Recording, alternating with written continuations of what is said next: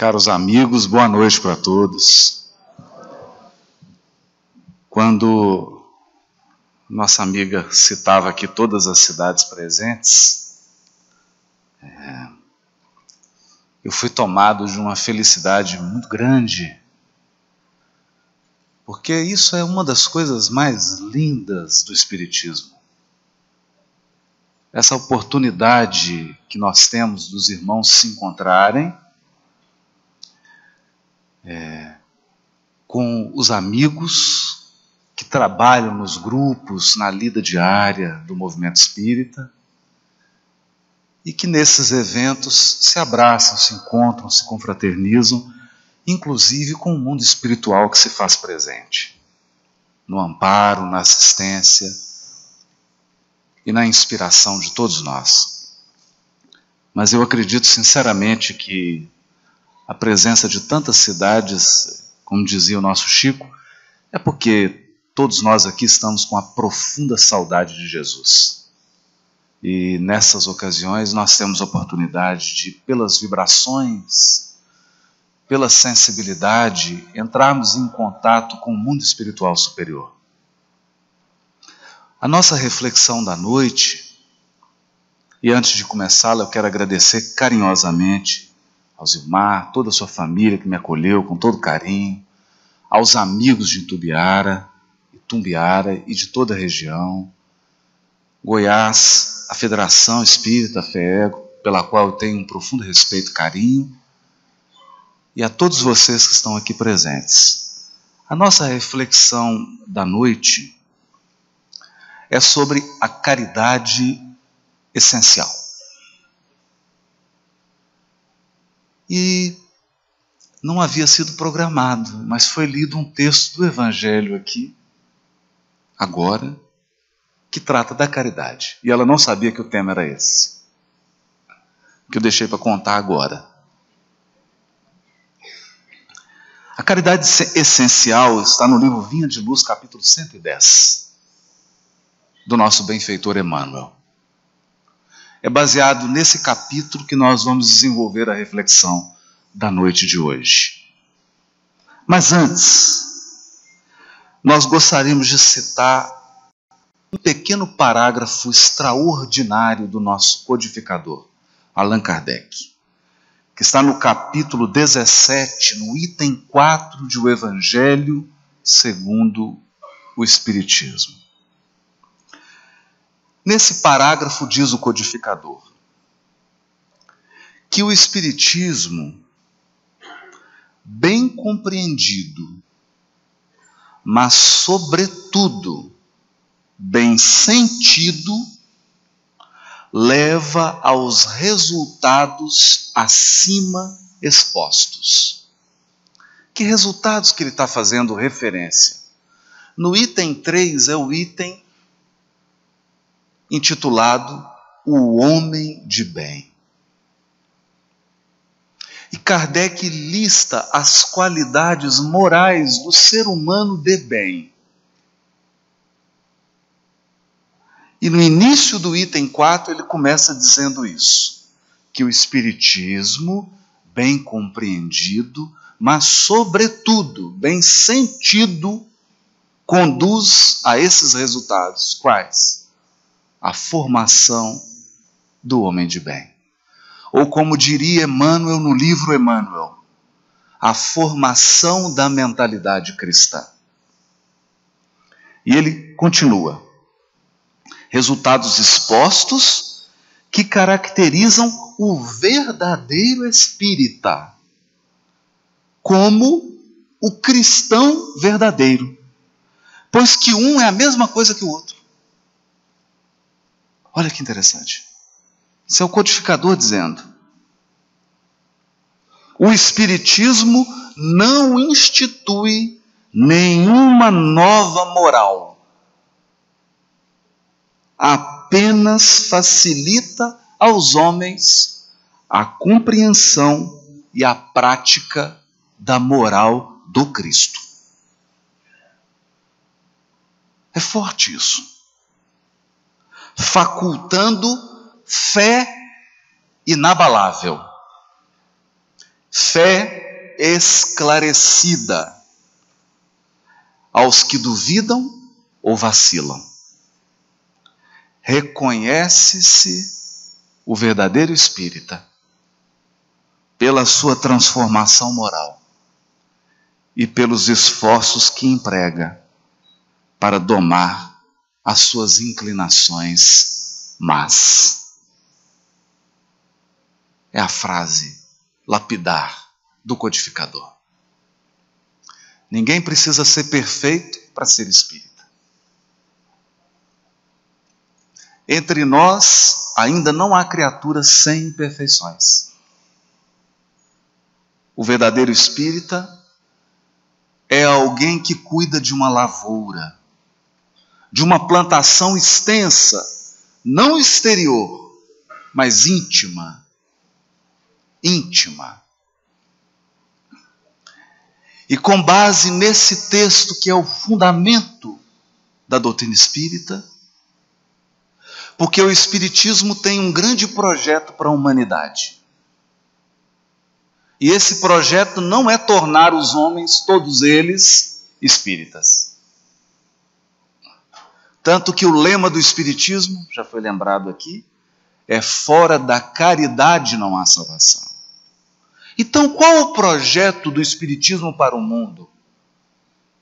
Qual a contribuição que o Espiritismo pode dar para os indivíduos, para as famílias e para a sociedade? A sua proposta é a formação do homem de bem. Do homem de bem.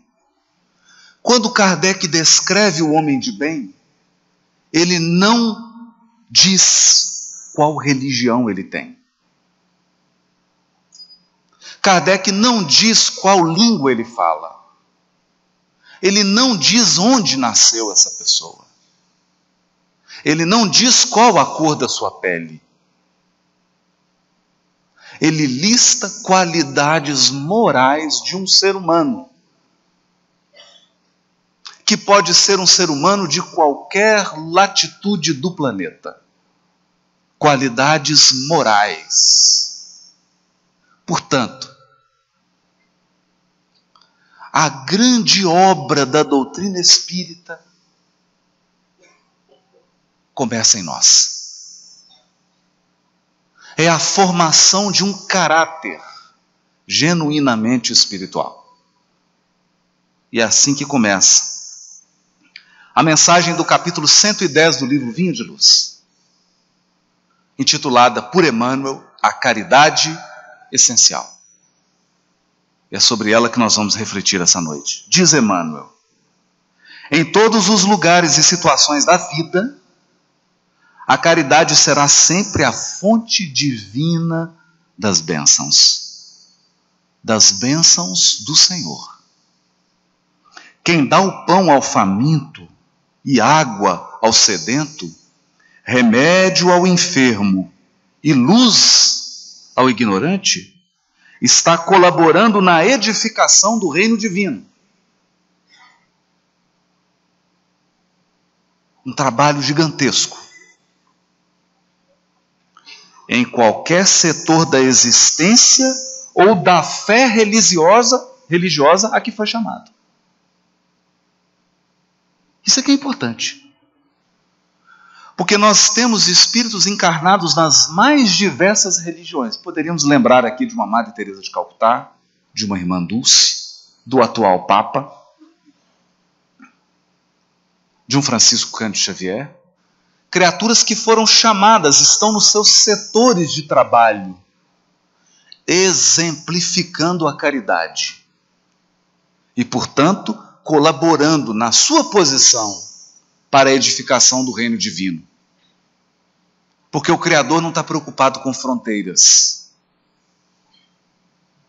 Está preocupado com resultados. Conhece-se a árvore pelo fruto. É pelo fruto. E prossegue Emmanuel: a voz compassiva e fraternal que ilumina o espírito é irmã das mãos que alimentam o corpo. Portanto, nós podemos exercer a caridade até mesmo na maneira como nós conversamos com alguém. E muitas vezes, a caridade que se faz com uma simples palavra é por vezes mais poderosa do que uma fortuna que fosse dada a alguém ou a alguma instituição. A caridade não delimita. Por isso diz o benfeitor, a voz compassiva é irmã das mãos que dá, das mãos que doam. Não há divisão. Antes, porém, da caridade que se manifesta exteriormente, nos variados setores da vida, pratiquemos a caridade essencial. Quando eu li esse texto, fiquei reflexivo. Antes da caridade que se manifesta exteriormente, pratiquemos a caridade essencial. Qual a caridade que se manifesta exteriormente? As que foram citadas aqui, por exemplo, as que foram mostradas pelo nosso querido Wagner, do projeto Fraternidade Sem Fronteiras. É uma caridade visível, que deve ser estimulada por todos nós, que deve ser praticada, deve ser apoiada. Mas antes dela há uma caridade essencial, sem o que não poderemos efetuar a edificação e a redenção de nós mesmos. Trata-se da caridade de pensarmos, falarmos e agirmos segundo os ensinamentos do Divino Mestre no Evangelho. É a caridade de vivermos verdadeiramente nele, para que ele viva em nós. Sem esta, poderemos levar a efeito grandes serviços externos, alcançar intercessões valiosas em nosso benefício, espalhar notáveis obras de pedra, mas dentro de nós mesmos, nos instantes de supremo testemunho na fé, estaremos vazios e desolados, na condição de mendigos de luz. É que há dois grandes trabalhos a serem desenvolvidos. Nós temos um compromisso com o mundo. E esse compromisso significa melhorar e aperfeiçoar o mundo. Através da fraternidade, da bondade, da generosidade. Mas há uma grande obra que não pode ser esquecida. Trata-se de uma construção interior. E aí adverte o próprio benfeitor Emmanuel. Imaginemos os cuidados que o corpo exige. Todos os dias, nós gastamos horas para a higiene do corpo, para a alimentação do corpo, para o embelezamento do corpo. Se o corpo físico, perecível, exige tanto de nós, que não dirá o espírito imortal. Mas aqui nós podemos fazer uma reflexão simples. Quantas horas por dia você gasta com seus dentes? Eu espero que seja pelo menos uns 20 minutos, não é? Por dia. Você escova o dente de manhã, espero.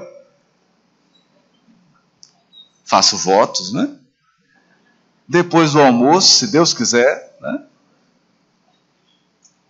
Antes de dormir, no mínimo. É o tempo que você gasta só com os dentes. Quanto tempo nós gastamos com as refeições? Ninguém precisa ficar envergonhado. É só pensar. Agora vai a grande pergunta. Hoje, quantos minutos você dedicou ao seu espírito?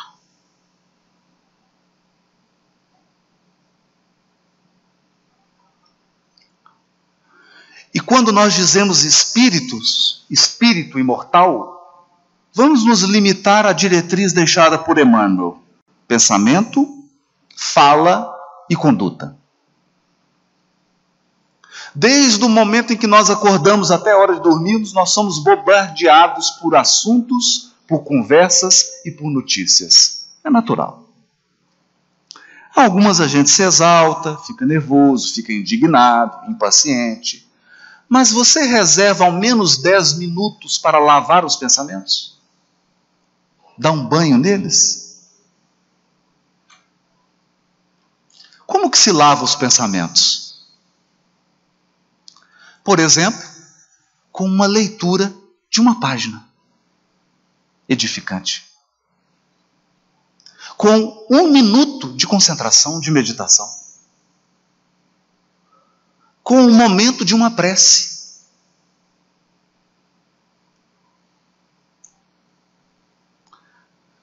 E os sentimentos?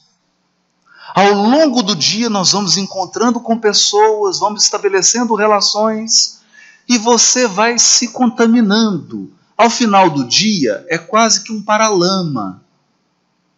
O nosso coração está carregado de impurezas, de sentimentos que precisam ser descartados. Quantos minutos nós gastamos por dia para fazer essa higiene emocional?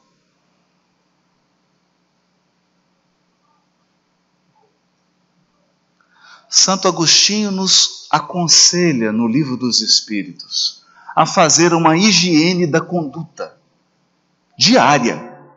Ele diz assim: antes de dormir, quando eu estava na terra, eu passava em revista o meu dia e examinava os meus atos. Não, isso aqui não foi bom, isso aqui foi bom, isso aqui eu preciso corrigir. Fazia uma avaliação da conduta do dia. Porque muita coisa nós fazemos sem ter consciência.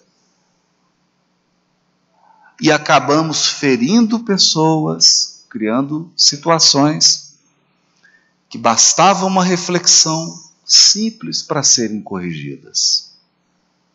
O que acontece? O que acontece se você ficar 1 mês sem escovar o dente? Isso nos pergunta Emmanuel na mensagem. Se você ficar 1 mês sem tomar banho,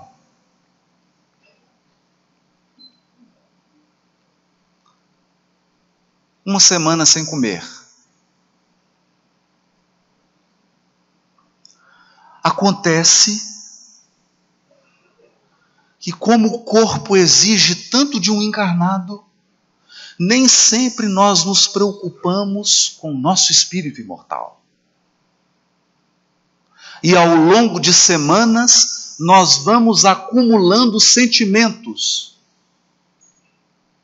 vamos acumulando pensamentos, e vamos criando hábitos que ao longo do tempo provocam grandes tragédias que poderiam ser evitadas se diariamente nós higienizássemos o nosso espírito. Por exemplo, essa é a caridade essencial. Cuidar de nós mesmos. Lembro de certa feita, conversando com o Divaldo, ele dizia assim: meu filho, muita gente vai para o inferno pelo caminho do céu.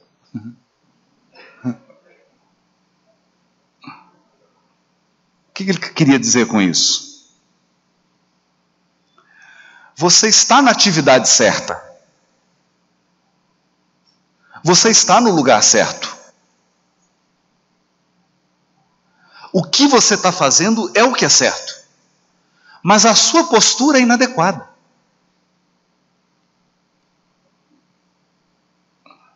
inadequada. Então eu me recordo de um senhor, quando eu era jovem, né? 16 anos, e ele servia sopa. E era aquela fila de necessitados na época, era o trabalho da sopa. Caridade, ele ia. Só que ele já ia há muitos anos, ele estava um pouco esgotado da tarefa. E ele não tinha tempo para uma oração, para uma leitura. Ele não parava para uma reflexão. Era um trator. Chegava e descascava aquelas verduras todas, fazia a sopa, ajudava e depois distribuía. Mas ele vinha ficando um pouco irritado, e ele já estava assim, num processo de saturação. Depois que ele atendia umas 10 pessoas na fila, já estava quase jogando a sopa em alguém. Porque ele estava nervoso. Então, embora estivesse numa atividade de caridade, a postura interior dele não era adequada. Então nós vamos imaginar isso como alguém que está num grande banquete, ele serve a todos, mas não come. A atividade no bem é um banquete que o Cristo nos oferece, mas não deixe de comer. Nunca deixe de comer. Nós sempre devemos também usufruir das bênçãos.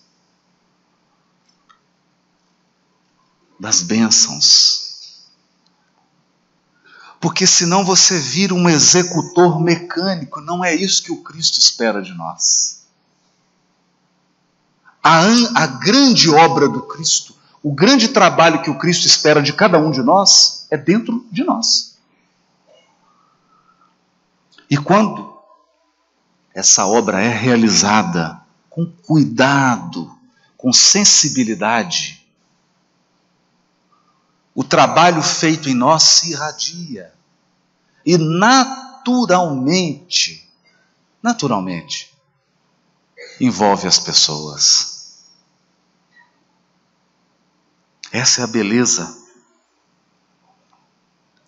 beleza da tarefa. E o cuidado que nós devemos ter. Por quê? Porque agir na fraternidade faz com que o Espírito adquira muito mérito e até mesmo intercessões valiosas. A caridade tem essa beleza. A caridade multiplica tudo que toca. Tudo que toca. Muitas vezes, e nós recordamos aqui do livro Nosso Lar, é André Luiz que nos conta. Ele, médico, recebeu uma pessoa no consultório e pela intercessão daqueles que trabalhavam, porque ele não queria, ele atendeu gratuitamente uma pessoa.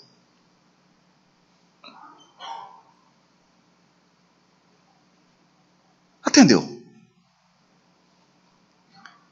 E foi aquela pessoa que, ao voltar ao mundo espiritual, André Luiz já estava desencarnado, numa situação de profundo sofrimento, fez uma prece por ele. Então, há uma mensagem do próprio André Luiz, que ele diz assim: ninguém pode prever os frutos do bem que você pratica. Ninguém pode prever. São as intercessões. Muitas vezes chega uma criatura que aos olhos do mundo não tem nada. É um pequenino.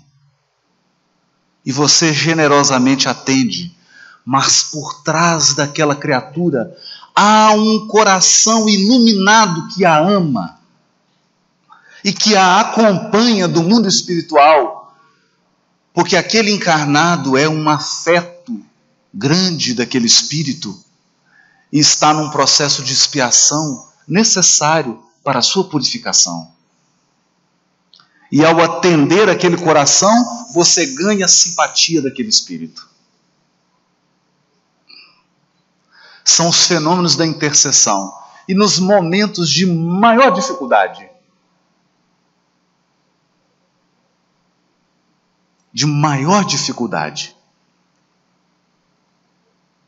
é exatamente aquele espírito que vem retribuir na matemática do amor. Porque a matemática do amor é assim: você dá 1 e recebe 100. Há casos até curiosos. Num dos momentos que o Chico passava por uma situação difícil, e a gente percebe como que Emmanuel é um professor, se aproxima um espírito muito simplório do Chico, completamente embriagado. O espírito estava bêbado, andava com dificuldade e exalava um cheiro de álcool enorme. E ele entrou, e o Chico viu aquele espírito, sentiu o cheiro, e ficou assim pensando, né? Por que estava recebendo aquela visita, né? E o espírito conversou com ele. Falou: seu Chico, o senhor é o Chico Xavier? Ele falou: sou eu.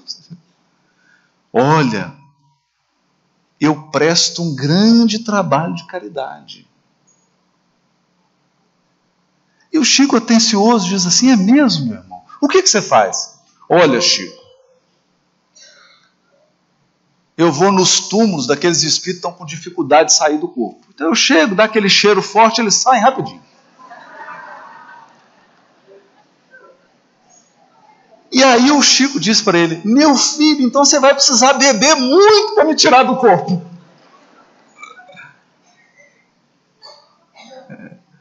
Mas é tão interessante isso, porque aparentemente você olha para aquele espírito que está completamente perdido e ainda assim ele está ajudando alguém. E talvez Emmanuel tenha permitido que ele se aproximasse do Chico para mostrar exatamente isso. Exatamente isso. Nós não sabemos de onde virá a ajuda que nós precisamos.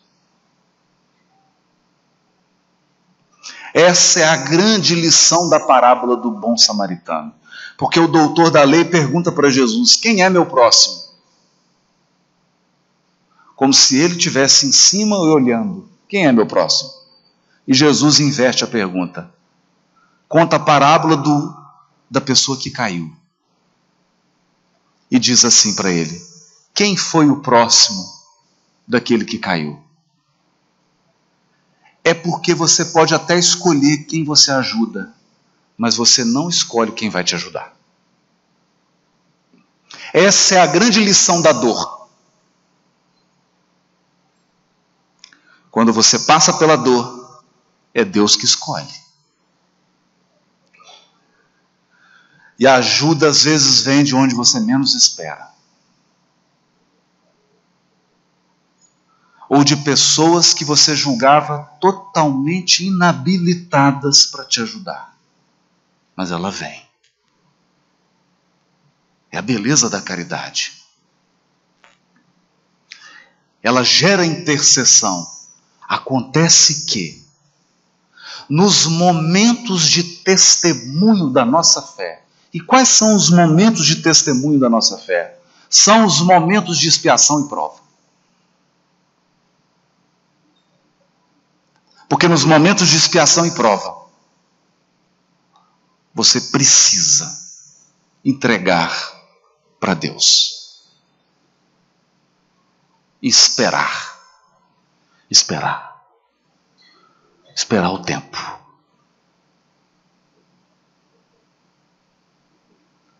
Nesses momentos, não basta a intercessão, não basta o mérito adquirido no trabalho ao semelhante, se a criatura não construiu por dentro, se ela não edificou no coração, ela se sente desolada, desamparada. e se sente um mendigo de luz. Eu fiz uma visita a Uberaba, na Casa Espírita da Prece, e ouvi um caso assim muito interessante. Dizem que certo dia o Chico acordou bem cedo, mais cedo do que ele acordava. Se arrumou, colocou o terno dele, arrumou a mesinha, pediu para fazer o café, e todo mundo achou aquilo estranho. Chico, por que você acordou tão cedo? Não, vai chegar alguém. E ficou esperando. 7 horas da manhã tocou a campainha. Era um dos homens mais ricos do Brasil.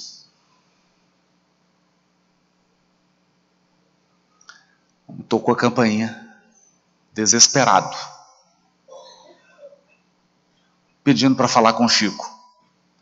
E a pessoa que atendeu disse assim: pode entrar, que ele já está esperando o senhor. Esse homem entrou, sentou na mesa simples. O Chico serviu o café. E ele chorou por mais de 30 minutos. Chorou o pranto do desespero. O pranto do desalento.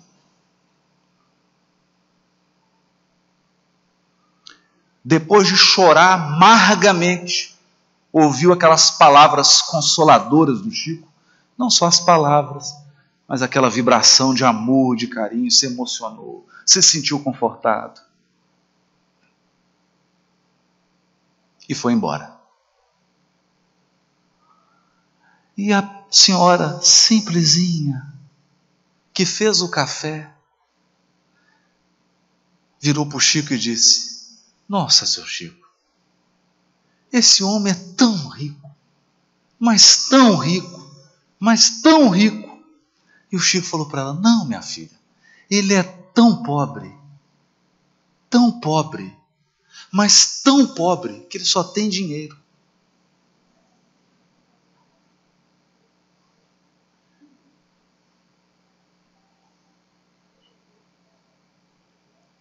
Então, essa é a grandeza da doutrina espírita. Porque a luta e o sofrimento daquele homem não era o dinheiro. Dinheiro não era um problema para ele.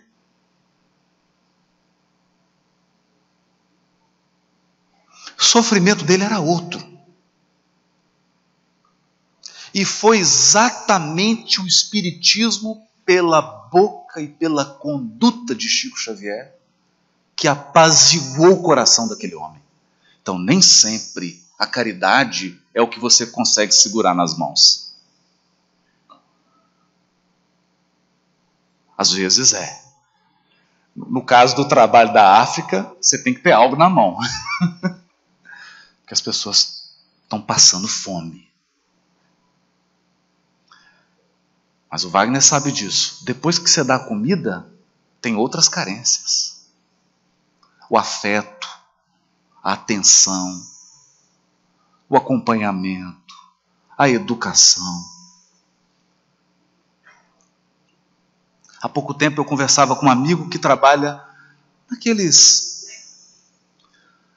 uma atividade que tem na casa espírita dele, que é tipo o CVV. Eles ficam num plantão diário, atendendo o telefone. E ele me contando, a pessoa liga, e quantas vezes, inúmeras, ele já perdeu a conta. A pessoa ligou, e ela deixou de suicidar. Ligou, eu vou me matar. Não faz isso. Conversa comigo. E ficou ali 1, 2, 3 horas no telefone, porque a pessoa só queria ser ouvida. Só queria ser ouvida. É sobre esses aspectos que o benfeitor Emmanuel está chamando a nossa atenção. Fica atento aos seus sentimentos. Fica atento aos seus pensamentos. Fica atento à sua conduta. Você está cuidando de você?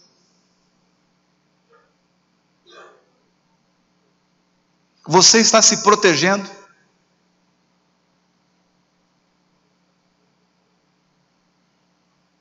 Você está alimentando o seu espírito?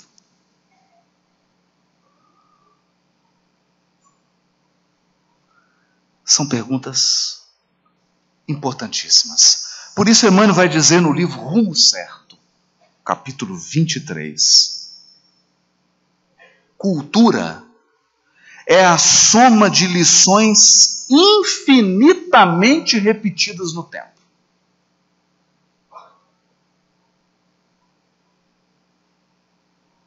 Às vezes ao longo de muitas vidas. Porque já diziam os romanos, a repetição é a mãe do aprendizado. Você repete até aprender. Mas olha o que vai dizer ele. Virtude é o resultado de experiências incomensuravelmente recapituladas na vida. Jesus, o mestre dos mestres, apresenta uma chave simples para que se lhes identifiquem os legítimos seguidores. Conhecê-los-eis pelos frutos. Pelos frutos. Por isso Kardec tem uma página intrigante. Ele diz assim: se nós tivermos dois grupos espíritas, um profundamente inteligente e o outro menos inteligente, bem menos inteligente, e eles estiverem discutindo sobre um tema,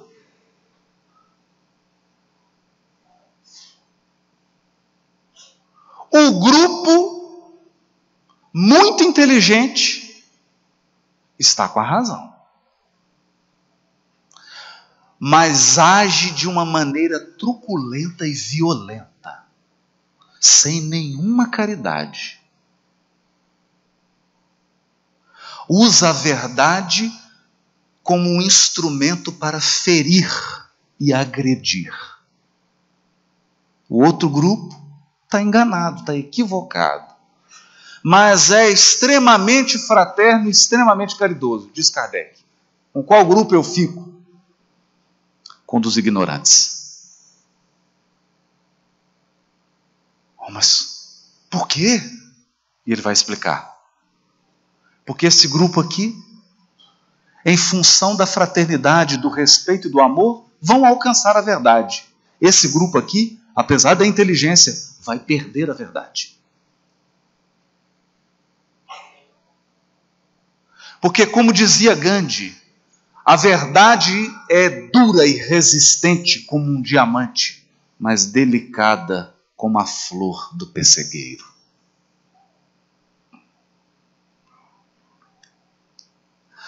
A verdade é um remédio homeopático. Você não joga ela na garganta da pessoa assim, 3 litros.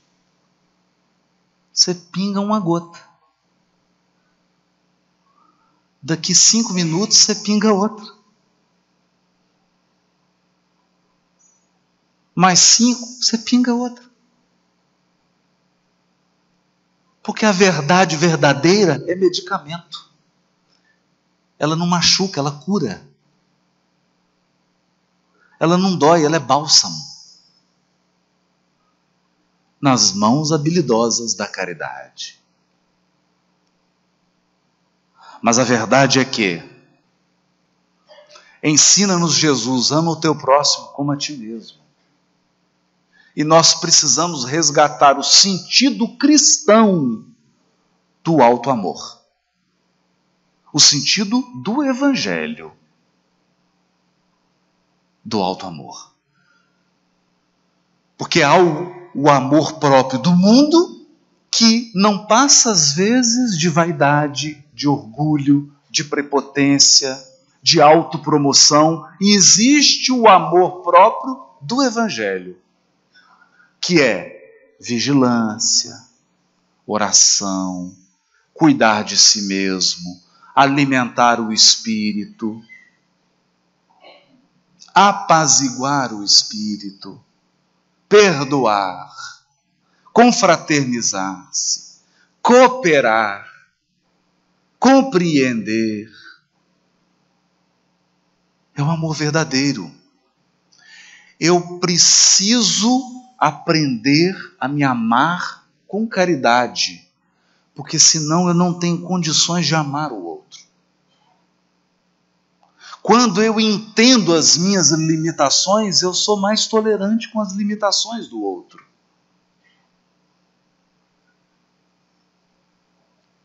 Se eu não aceito as minhas próprias limitações, eu terei dificuldade de aceitar as limitações do outro.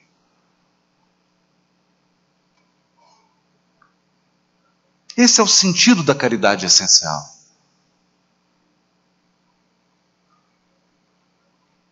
E quando nós vibramos no amor,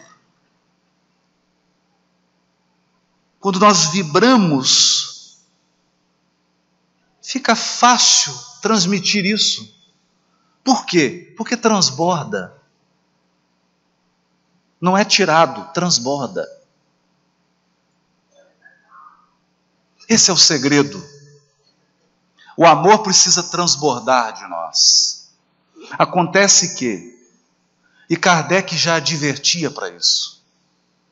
Kardec dizia assim: nós respeitamos o materialista, o indivíduo que é materialista. Nós respeitamos, porque ele tem liberdade de consciência e nós devemos respeitar a todas as pessoas.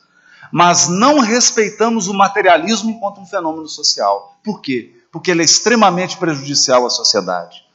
Por essa razão, o Espiritismo combate o materialismo. Entendem? Não o materialista, mas o materialismo. O que significa isso?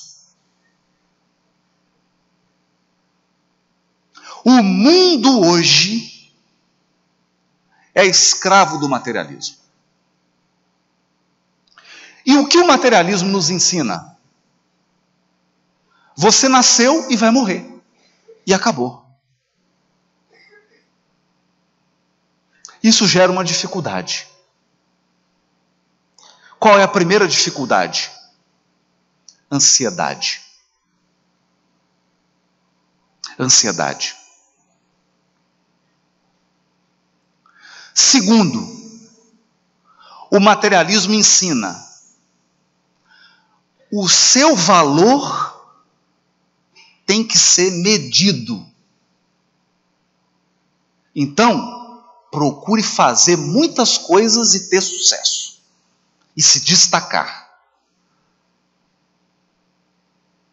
Aí o que acontece? Nós queremos fazer 1 milhão de coisas ao mesmo tempo. Eu comentava sobre isso hoje. Então hoje você encontra as pessoas profundamente sobrecarregadas e estressadas.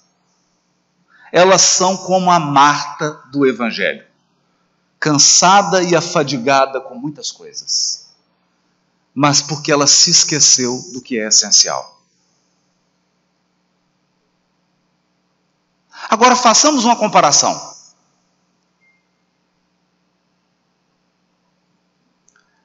No interior, parece que de Minas, parece. Havia uma senhora, mãe de família, esposa dedicada, mãe dedicadíssima, amorosa, que fazia todos os sacrifícios para que o filho pudesse estudar medicina. Enquanto ela se dedicava ao marido e ao filho, o filho estudava no Rio de Janeiro e se afundava nos prazeres e nas bebidas e comidas. E o marido tinha 2 amantes. O marido com muita propriedade, respeitado na cidade, e o filho mais respeitado ainda, afinal de contas, médico. Desencarna o pai, desencarna as duas amantes, desencarna o filho e desencarna a mãe. O pai vai para o umbral com as duas amantes, é claro. O filho vai para o umbral. E a mãe? A mãe vai para uma esfera superior ao nosso lar.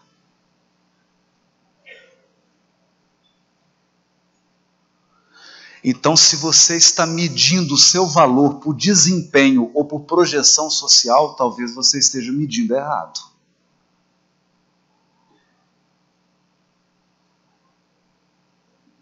Talvez você esteja com uma régua bem equivocada.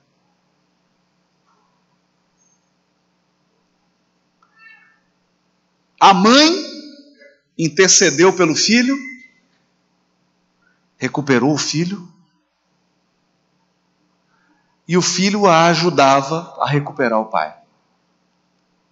E a cena mais surpreendente, a meu ver, no livro Nosso Lar. André Luiz chega para a mãe e diz: mãe, como é que nós vamos ajudar o papai? Não, não se preocupe. Eu já tenho um plano. Mas mãe, eu já tentei de tudo, mas ele está tão profundamente vinculado àquelas duas irmãs, que ele não consegue sair. Não, meu filho, eu tenho um plano, não tem problema. Eu vou reencarnar de novo. Ele vem um pouquinho depois. Eu vou casar com ele de novo e vou receber as duas amantes como filha.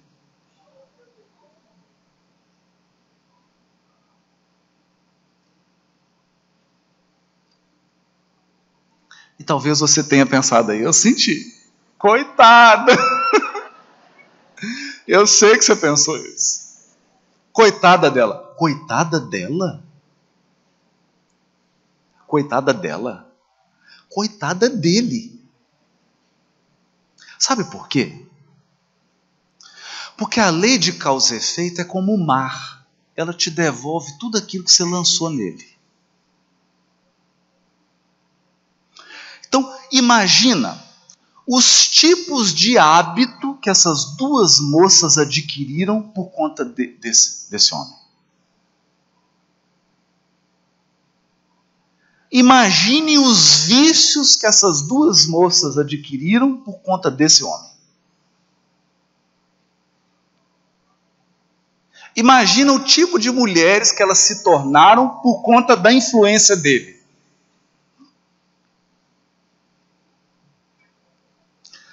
Aí sabe o que acontece?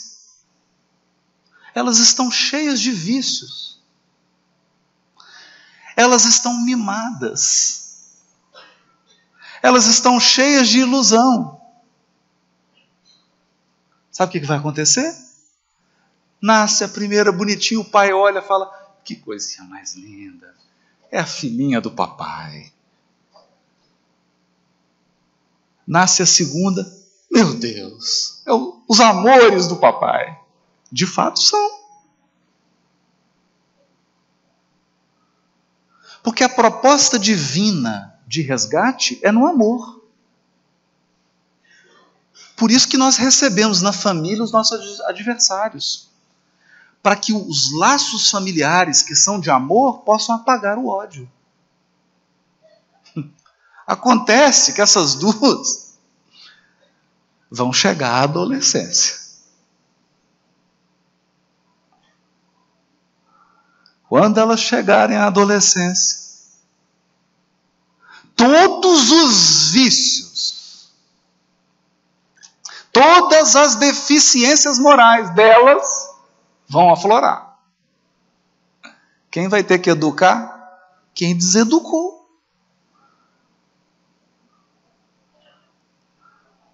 Quem deseducou. Então imagina as aflições que esse pai de André Luiz deve estar passando agora, né?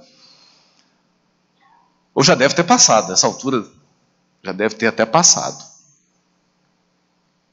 Por que a mãe de André Luiz viria?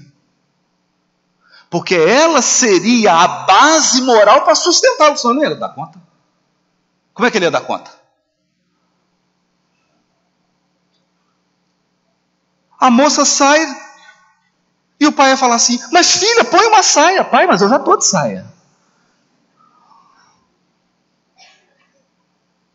E aí é misturar ciúme, possessividade e desespero daquele pai. E a mãe está ali lá para ajudar, a recompor, a reeducar.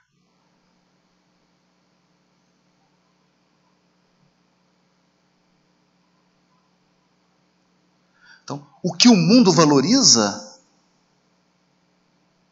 e esse é o problema do materialismo, porque ele te coloca uma pauta e você tem que atender, e geralmente essa pauta é desempenho. Se você não tiver isso, se você não fizer isso, você não tem valor. Como assim? Como assim? Outra coisa que o mundo nos diz: quanto mais você tem, mais você é feliz. Será? Aí nós nos lembramos desse caso que acabamos de contar, do homem muito pobre, tão pobre que só tinha dinheiro. Porque, na verdade, felicidade não é o que você tem, é o que você compartilha.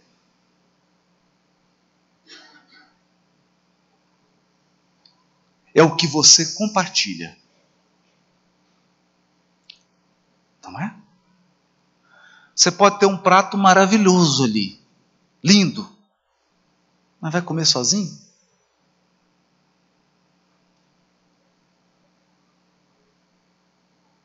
Não é?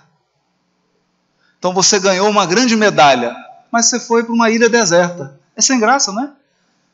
Porque você, até para se vangloriar, você precisa de alguém. Olha, fulano, ganhei uma medalha. Alguém para te ouvir, né? Eu ganhei uma medalha mesmo, né? Se não tiver ninguém para contar, não tem graça a medalha, não é? Então, essa é a verdade espiritual. Felicidade é o que nós compartilhamos, não é o que você acumula.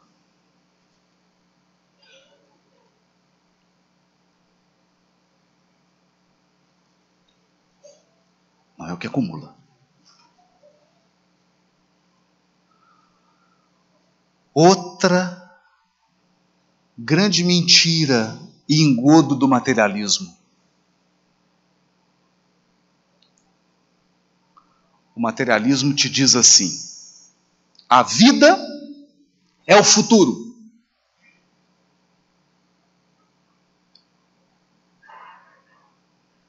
A vida é o futuro. Mas como o passado é muito impertinente e ele não reconhece o lugar dele, o passado sempre se faz presente. E aí você fica torturado com o passado. A verdade é que nenhum de nós, na maioria dos casos, consegue viver plenamente o presente. O presente.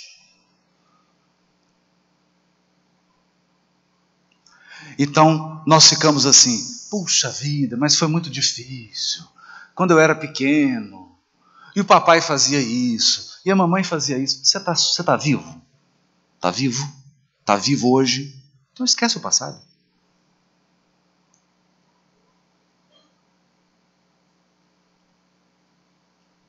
Esquece. Você está pensando muito no futuro. Você pode desencarnar hoje, 10h30 da noite.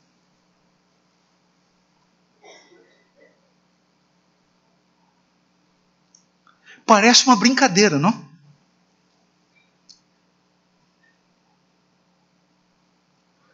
Eu falei isso numa palestra. Me lembro de ter falado isso numa palestra. Era um congresso médico espírita. Estava a doutora Marlene Nobre. Alguns dias depois ela desencarnou. Foi a última vez que eu conversei com ela. Não é curioso isso? Não precisa ficar ninguém em pânico. Vamos. Talvez não seja hoje o seu dia. Fique tranquilo. A verdade é que você só tem o presente. Nós só temos o presente. Eu sei que é difícil. É difícil. Você só tem o presente.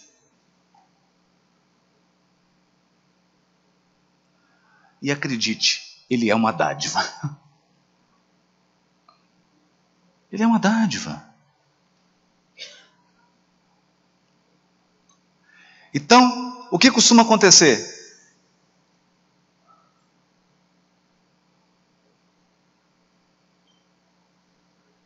Eu ouvia um médico que trabalhava com pacientes terminais. Acompanhava o paciente. Aquele que você tem certeza que ele vai desencarnar. Não tem dúvida. Não tem dúvida, ele vai desencarnar. Então eu começava a prepará-los. E ele conversava com esses pacientes. E ele dizia assim na sua palestra: nenhum deles me disse, puxa, eu estou tão preocupado que eu vou desencarnar e eu só tenho X reais na conta. Estou preocupado. Precisando um pouquinho mais de dinheiro. Não. Ninguém dizia isso. Nenhum paciente terminal dizia assim, olha, parece que eu em uma semana vou desencarnar, preciso trocar meu carro. Está meio velho, preciso de um modelo mais novo, mais bonito. Não. Eles diziam assim,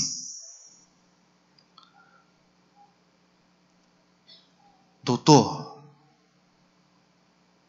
eu não aproveitei a vida, eu preciso viver mais. Eu queria passar mais tempo com a minha mãe. Eu queria passar mais tempo com os meus filhos. Olha, você sabe que eu não aproveitei meu casamento direito? Olha, eu nem viajei. Eu nem usufruí. Bom, você vai deixar para pensar nisso na hora de desencarnar?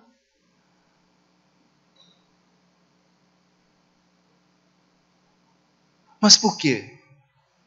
Nós visitamos a mãe no domingo. Você chega, está lá com a sua mãe no almoço. Você já está preocupado com o que vai fazer à tarde?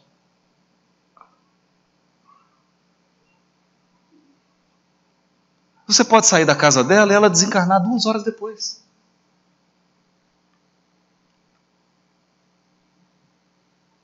Essa é a caridade essencial. Por isso Kardec nos diz o espiritismo bem compreendido, mas sobretudo bem sentido. O espiritismo bem compreendido e bem sentido, ele faz com que você viva o presente.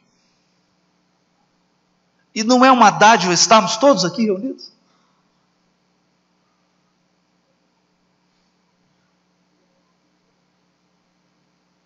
É o presente.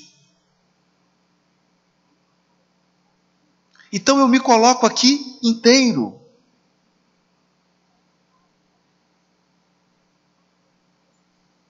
Eu aproveito.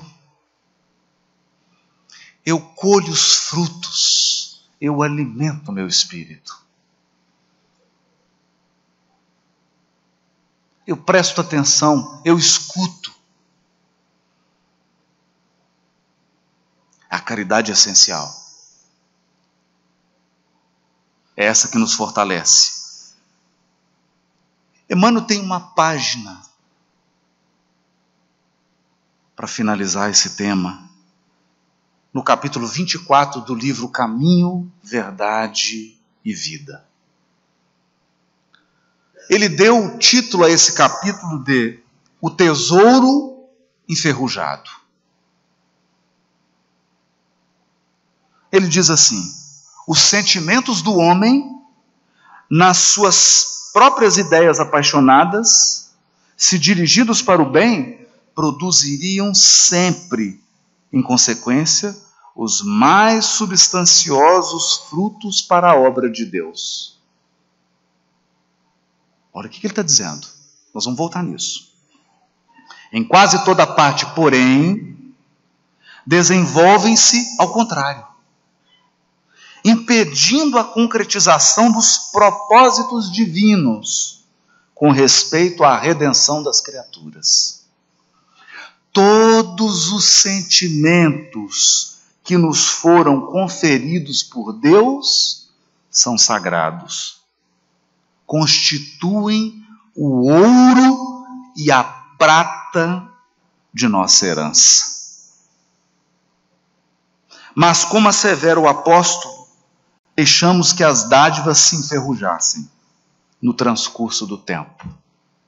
Faz-se necessário trabalhemos afanosamente por eliminar a ferrugem que nos atacou os tesouros do Espírito.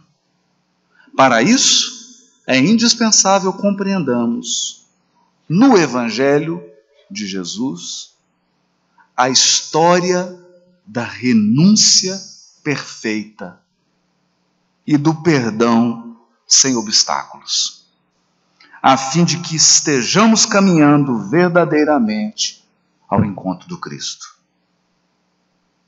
O que significa isso? Todos os sentimentos são divinos. Eles são verdadeiramente os nossos tesouros.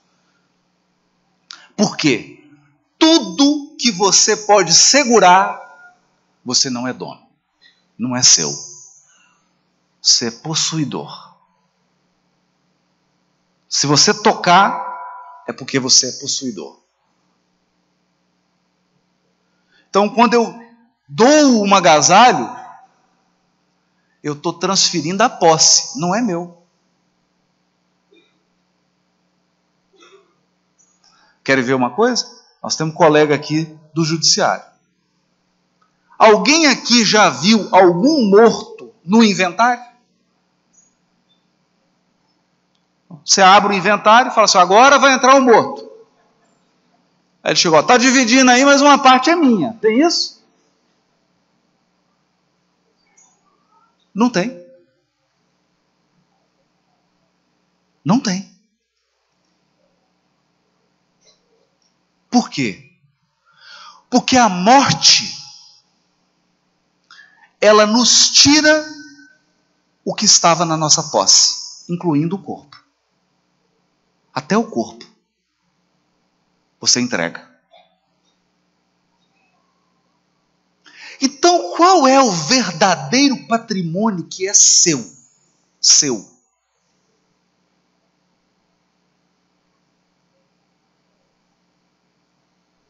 Os tesouros do sentimento. Esses não, eles são intransferíveis.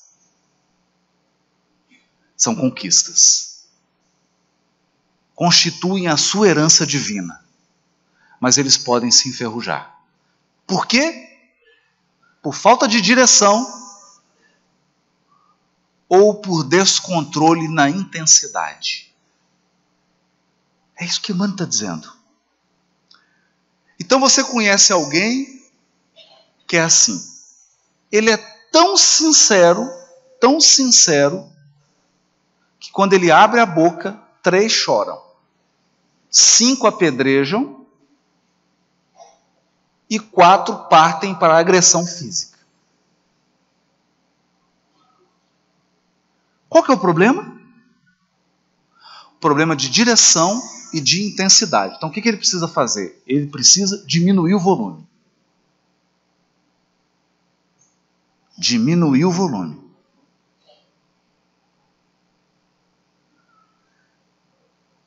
Está muito alto. Diminui um pouco. Menos um pouco. E direção. Usa esse apuro e essa sinceridade para o bem. Para construir. Se você muda a direção e a intensidade, é uma virtude. Então, uma pessoa muito ansiosa, o problema é de direção e de intensidade. Se você diminuir um pouquinho a intensidade e der um rumo certo, você terá uma pessoa profundamente realizadora. Esse é o dom dela. Só que está exagerado. Você pega uma pessoa muito pegajosa, ciumenta e possessiva. É uma virtude. Só precisa diminuir um pouco o volume e redirecionar. Se ele conseguir redirecionar e diminuir o volume, você tem uma pessoa dedicada, amorosa, companheira. Só precisa do ajuste. Você tem uma pessoa depressiva, muito triste. Só precisa moderar. Muda a direção e aumenta um pouco o volume. Aí você terá o quê? Uma pessoa centrada, reflexiva. Esse é o dom dela. O que significa isso? Que o mal está no excesso. Se é de mais ou se é de menos, precisa ajustar a intensidade. Se você direciona para o mal ou direciona para o bem, tem que aprender a dar o rumo certo. Mas na essência, o sentimento é um tesouro divino. Isso é uma benção. Kardec disse isso com outras palavras. Ele disse assim, ao perguntar aos espíritos, né? E os espíritos responderam para ele. As paixões são como cavalos bravos. Você só precisa domar, não é matar o cavalo.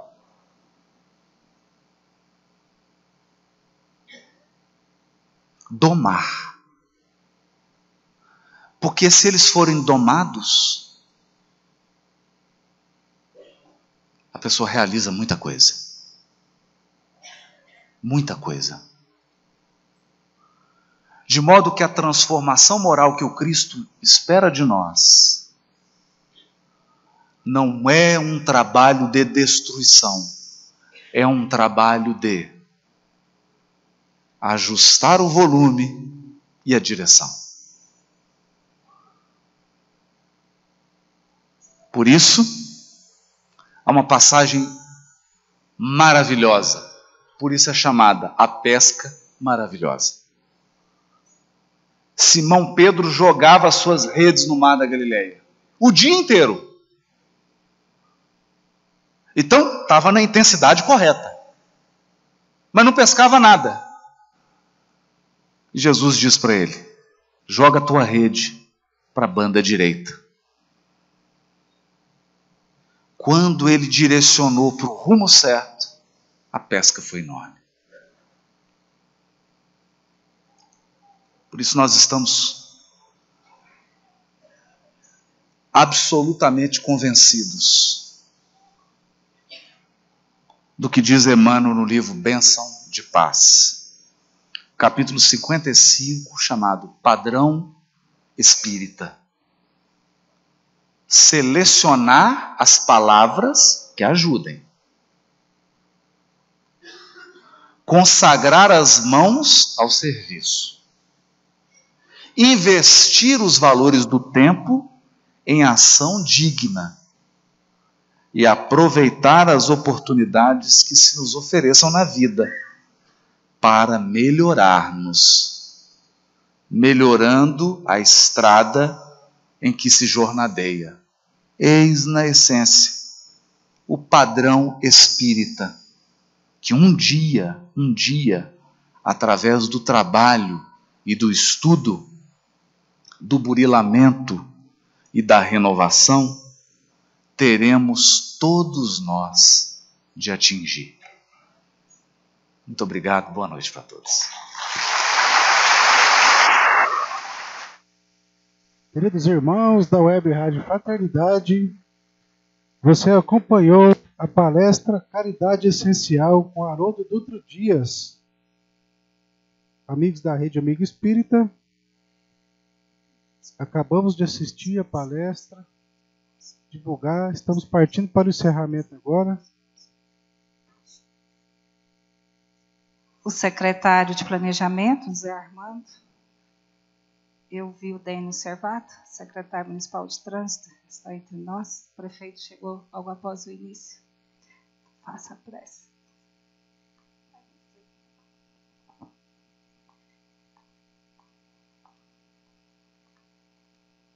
Vamos agradecer, Divino Mestre, Pai de infinita bondade. Nesse momento, nós agradecemos as dádivas recebidas nessa noite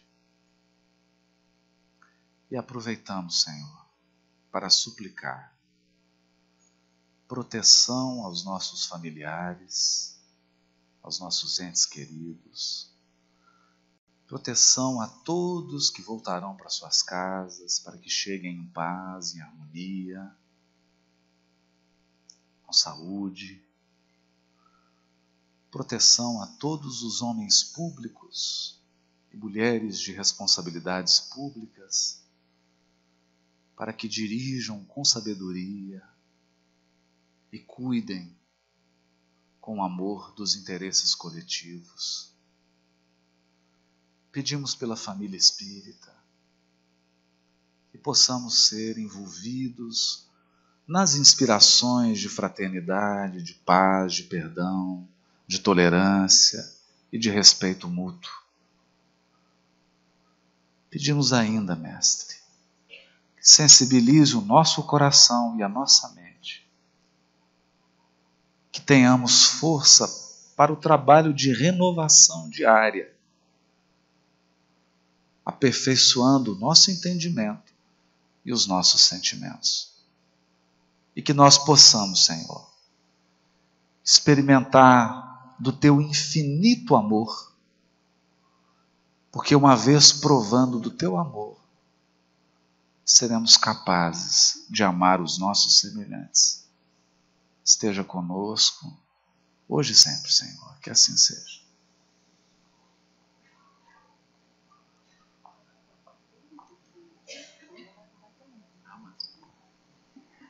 Haroldo, você não tem ideia da gratidão que todas as cidades, né, que estão aqui, de todos nós, da administração pública, está aqui conosco, né? E eu quero fazer uma pergunta que não quer calar. Você estará conosco em 2017? Se Deus quiser, vamos, né? Viu, gente? Caldas Novas também, né? Então, que Deus te proteja, te dê um retorno feliz para o seu lar e que em 2017 nós possamos reencontrar novamente. Eu que agradeço. Muito obrigada.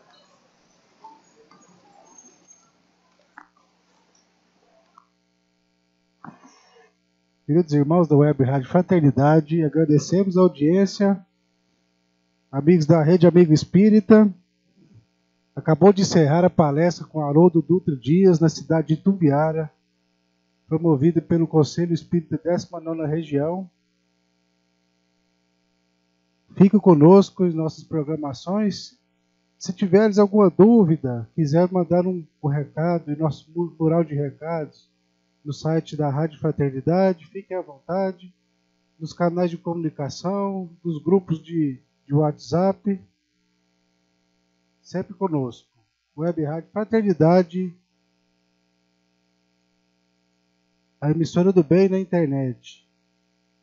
Teremos uma entrevista aqui na Rede Amigo Espírita com o Haroldo Dutra Dias, foi gravada agora à tarde.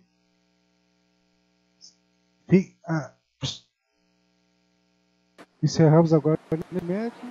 Entrevista com Haroldo Dutra Dias. Haroldo, o Brasil ainda continua sendo o coração do mundo e a pátria do Evangelho?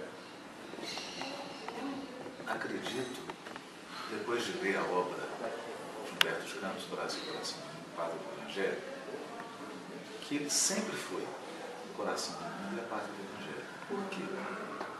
Porque o enfoque que a obra dá, sobretudo no capítulo 5, é de que o Brasil somente é a pátria do Evangelho, o coração do mundo, porque ele acolheu muitos espíritos que tiveram experiências de quebra espiritual na Europa, na Inquisição, nas Cruzadas, naqueles episódios tristes da história europeia, desde a sua formação, espíritos que não tinham condições de resgatarem ou de recompor os seus destinos. Então nós podemos dar alguns exemplos. O psicógrafo e o início dos séculos atrás. Aceitar essa encarnação. O coração do mundo, pátria do Evangelho. como um pedestal de espíritos puros que vão ensinar o evangelho para os outros, aí o Brasil não é. Aí não é, porque não é essa a proposta. A proposta é de aqui ser um local que acolhe e que, em função da natureza, por exemplo, não é alguém que veio fazer um resgate, talvez sanear algum elemento aí do passado, e teve essa oportunidade aqui. Por isso eu digo, o Brasil é pátria do Evangelho e é coração do mundo para milhares desses espíritos que fizeram a redenção. A pergunta é, será para nós? Quer dizer, nós aproveitaremos a oportunidade de encarnação no Brasil e transformaremos o Brasil, para mim, no coração do mundo, na pátria do Evangelho? Ele será para o meu espírito? É uma decisão individual. Como explicar tantos exemplos de corrupção e existentes na atualidade, também essa crise política, econômica e moral que tem no nosso país? Porque a gente recorda, por exemplo, do Chico dizendo isso, o próprio Divaldo, e nas pesquisas de Hermínio Brito, uma constatação de que mais de 80% dos espíritos envolvidos na Revolução Francesa têm encarnados no Brasil. E grande parte do movimento espírita. Então, é natural que esses espíritos, ao reencarnarem, passem por um processo de queda nos mesmos erros. Então, o problema que nós vivemos de corrupção, de desvio político, etc., são desses espíritos que estão rescindindo em erros seculares. É bom que isso aconteça? Não, é péssimo que isso aconteça. Mas é previsível? É previsível. É previsível. Eles regressarão e terão que recompor quantas vezes for necessário. Então, essa nação, pela sua juventude e pelo fato de abrigar um conjunto de espíritos muito complicados, vive essas dificuldades. Mas nós temos que pensar o seguinte, e isso está dito no livro Brasil, Coração do Pátria do Evangelho, que os aspectos políticos, aqui, isso é Jesus dizendo a Ismael, os aspectos políticos do Brasil teriam conotação secundária, porque a obra verdadeira do Brasil era espiritual. E aí eu pergunto, qual nação que conseguiu reunir tantas reencarnações como Chico Xavier, Eurípides Bassanufo, Bezerra de Menezes, Bittencourt Sampaio, Ivone Pereira, Divaldo Franco? Aqui para citar só os conhecidos, fora os anônimos. Qual nação conseguiu reunir um time tão grande, numericamente e qualitativamente, e que fez uma obra espiritual tão vasta quanto essa, a ponto de ser o maior país espírita do mundo? Mas é uma luz que nós não podemos considerar, porque é como você mede. Se você mede acreditando que os aspectos políticos são os mais importantes do mundo, aí o Brasil estaria numa posição bem abaixo.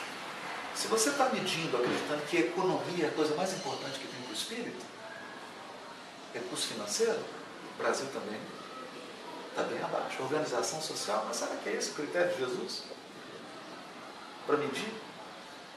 Quando você chega numa nação super civilizada, por exemplo, em que você tem o maior índice de suicídio, países que já não têm desigualdade social, que já eliminaram questões econômicas, tem uma política estável, tem um sistema social equilibrado, mas que não tem uma família que não tenha um suicídio. É complexo isso. Então nós estamos medindo como? É importante saber, você está medindo como? Porque o critério que você adota para medir dá noção do que você considera prioritário. Então, do ponto de vista do espírito imortal, nós acreditamos que o Brasil é um país abençoado. Não é? Você tem, talvez, um dos maiores movimentos católicos do mundo.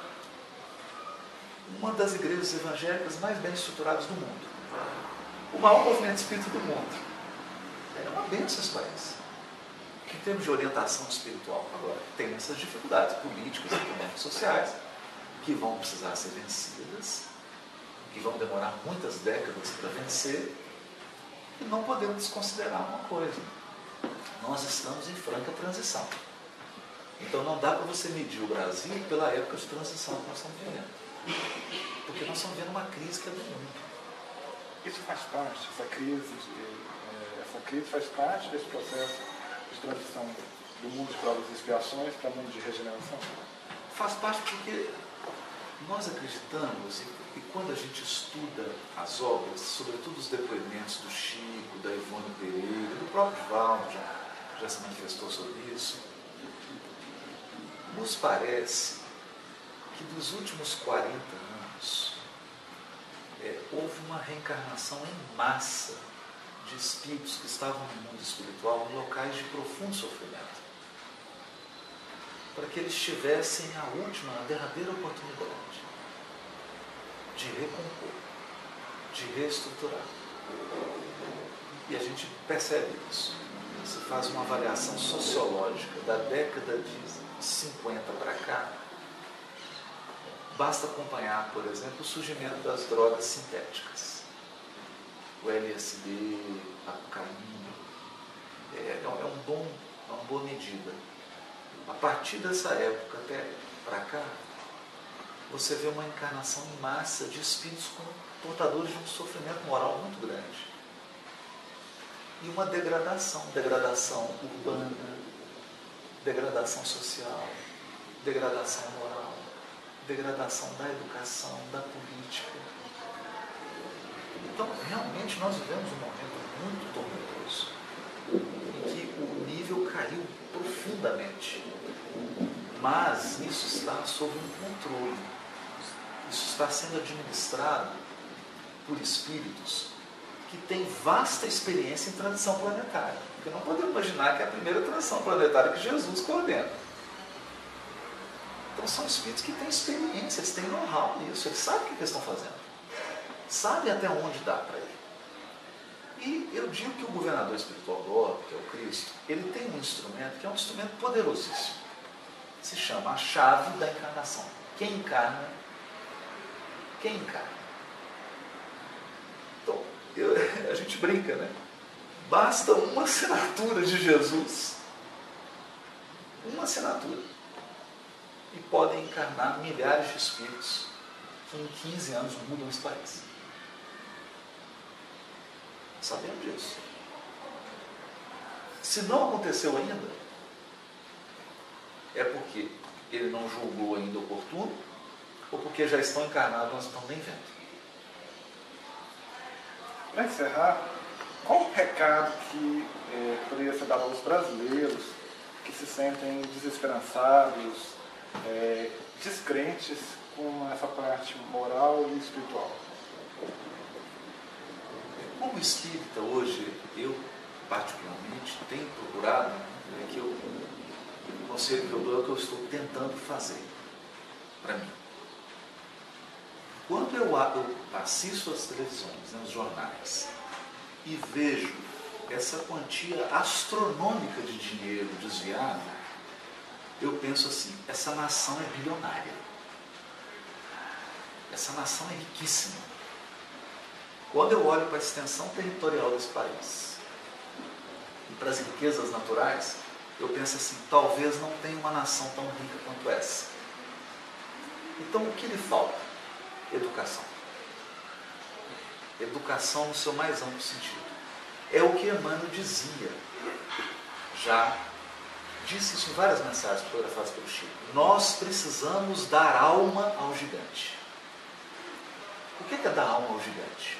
Investir nos processos de educação. Não só intelectual, mas moral. Então, educar para a moralidade.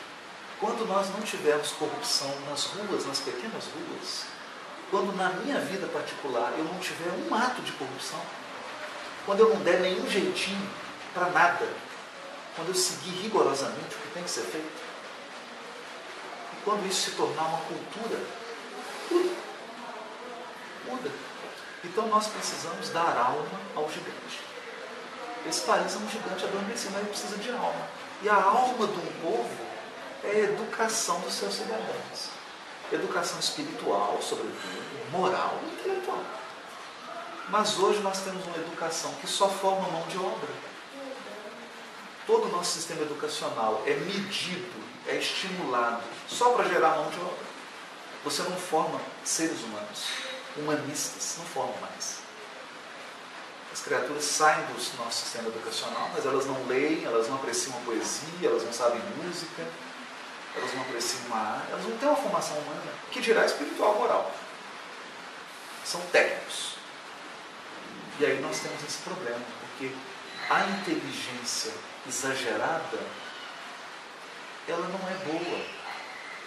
Porque ela mata, ela rouba, ela desvia, sem nenhum problema.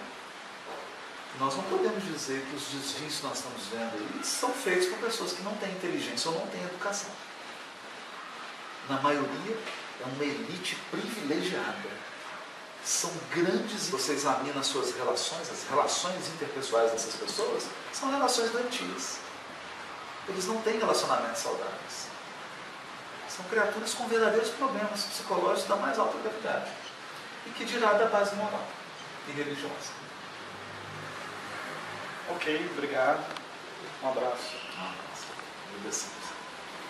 Obrigado. Tirar uma foto? Entrevista com Haroldo Dutra Dias. Haroldo, o Brasil ainda continua sendo o coração do mundo e a pátria do Evangelho? Acredito, depois de ler a obra de Humberto de Campos, Brasil, Coração do Mundo, Pátria do Evangelho, que ele sempre foi o coração do mundo e a pátria do Evangelho. Por quê? Porque o enfoque que a obra dá, sobretudo no capítulo 5, é de que o Brasil somente é a pátria do Evangelho, o coração do mundo, porque ele acolheu muitos espíritos que tiveram experiências de queda espiritual na Europa, na Inquisição, nas Cruzadas, naqueles episódios tristes da história europeia, desde a sua formação, espíritos que não tinham condições de resgatarem ou de recompor os seus destinos se não fosse num ambiente totalmente renovado.